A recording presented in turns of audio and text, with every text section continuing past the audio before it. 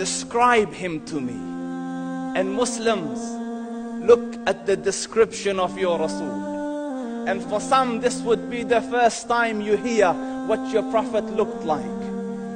I saw a man of striking appearance. ظاهر الوضاء أبلج الوجه, radiant face, حسن الخلق, beautifully created. لم تعبه الثجلة, his belly wasn't protruding. ولم تزر به السعلة, nor was his head disproportionate and small. وسيم قسيم, proportionate and delicate, finely made, a specimen of a creation. في عينيه دعج, and his eyes there was a contrast. The dark was immensely dark, the white was excessively white. وفي أشفاره وطف, and his eyelashes were long. وفي صوته صهل, and in his voice was a natural echo. وفي عنقه سطع, and his neck was elegantly long. وفي لحيته كثاثة, his beard was full and thick. أزج أقرن, his eyebrows were arched, but they were not joined. It was separated. In summit فعليه الوقار, when he was silent, dignity covered him. وإن تكلم سماه وعلاه البهاء, and when he spoke, it was audible and clear, almost commanding and overtaking.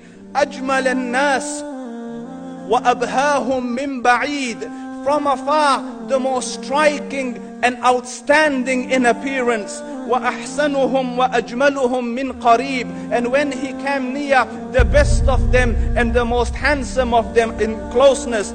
حلو المنطق, such an exalted and sweet level of logic.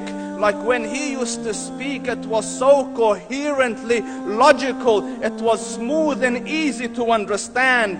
فصل لا نزر ولا هذر, he was to the point, not excessive nor too short. كأن منطقه خرزات نظم يتحدرن, his logic, his utterances, his words were like jewels coming out of a necklace, calculated, polished, one after the other, it would flow magically. ربعة, he was medium in height.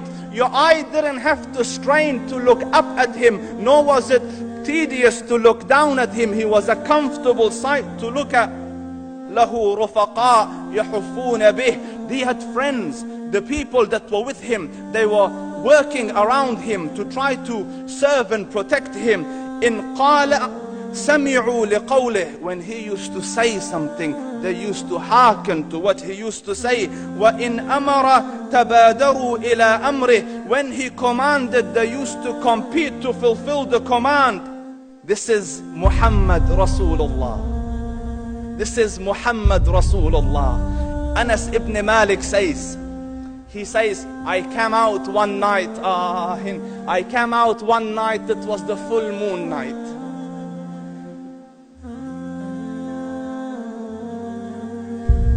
And I looked at the moon, and in the desert, understand, the moon is an awesome sight. It is smooth, it is radiant, it is clear, it is gentle compared to the scorching sun at which they are used to.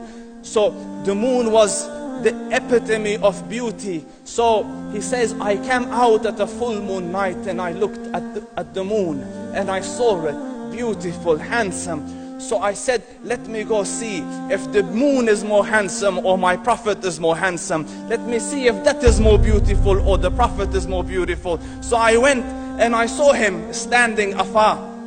So I looked at his face and I looked at the moon, and I looked at his face and I looked at the moon, and I looked at his face and I looked at the moon, and he said, Wallahi, he was more handsome than the moon in its entirety. That is just the look of your Rasul. Aisha radiyallahu anha says, I was sewing with the needle, my needle dropped in the dark, I couldn't find it. I said, Ya Rasul, I can't find it. He moved his face close, and I swear, out of the radiance of his face, I found my needle. And the Prophet sallallahu alaihi wasallam was mind-bogglingly handsome, but his handsomeness was covered with waqar and jalal and hayba. The Sahaba say, when we used to sit at his feet, two feelings conflicting would come on the heart. The first one, you wanted to look at him. You wanted to behold the majesty of his face. And when you wanted to look up, shyness used to overtake you, so you used to look down. Amr ibn al-As says, I sat with him many times, but if you ask me to describe his face, I can't describe it. I wouldn't be able to look up to him ijlalan wa ta'zeeman. I couldn't look up at him.